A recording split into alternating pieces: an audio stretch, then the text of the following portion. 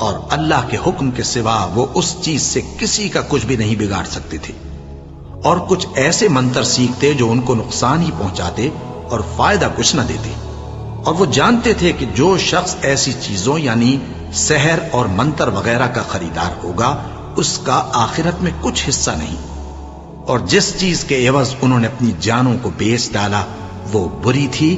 کیا اچھا ہوتا جو وہ اس بات کو جانتے، اور اگر وہ ایمان لاتے اور پرہیزگاری کرتے تو اللہ کے ہاں سے بہت اچھا صلہ ملتا۔ کیا اچھا ہوتا جو وہ اس سے واقف ہوتے۔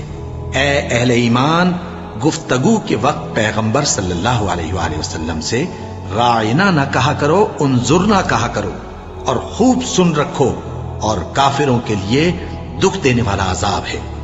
جو لوگ کافر ہیں، اہل کتاب یا مشرک، وہ اس بات کو پسند نہیں کرتے کہ تم لوگوں پر تمہارے پروردگار کی طرف سے خیر و برکت نازل ہو، اور اللہ تو جس کو چاہتا ہے اپنی رحمت کے ساتھ خاص کر لیتا ہے، اور اللہ بڑے فضل کا مالک ہے۔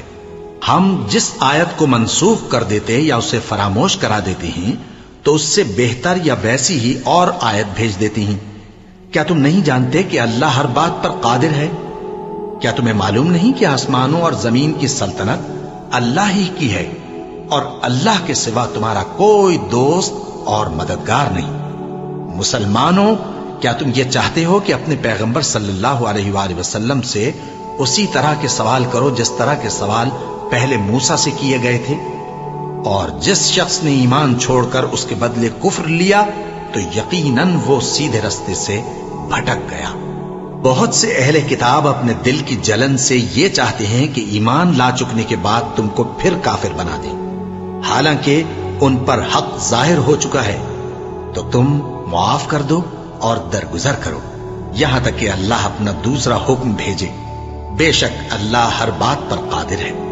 اور نماز ادا کرتے رہو اور زکوٰۃ دیتے رہو، اور جو بھلائی اپنے لیے آگے بھیج رکھو گے اس کو اللہ کے ہاں پالو گے۔ کچھ شک نہیں کہ اللہ تمہارے سب کاموں کو دیکھ رہا ہے۔ اور یہودی اور عیسائی کہتے ہیں کہ یہودیوں اور عیسائیوں کے سوا کوئی بہشت میں نہیں جانے گا۔ یہ ان لوگوں کے خیالات باطل ہیں۔ اے پیغمبر، ان سے کہہ دو کہ اگر سچے ہو تو دلیل پیش کرو۔ ہاں، کیوں نہیں؟